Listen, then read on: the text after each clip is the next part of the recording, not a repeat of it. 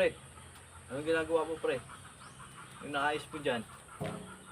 Uy, radyo yan ah. Oo, pre.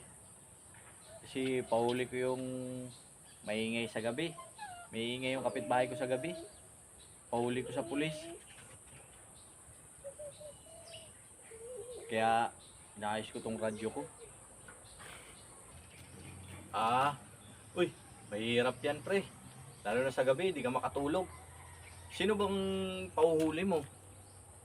Eh, wala ka naman kapitbahay dito, malalayo. Yung palaka, kasi ang ingay masyado. Ha?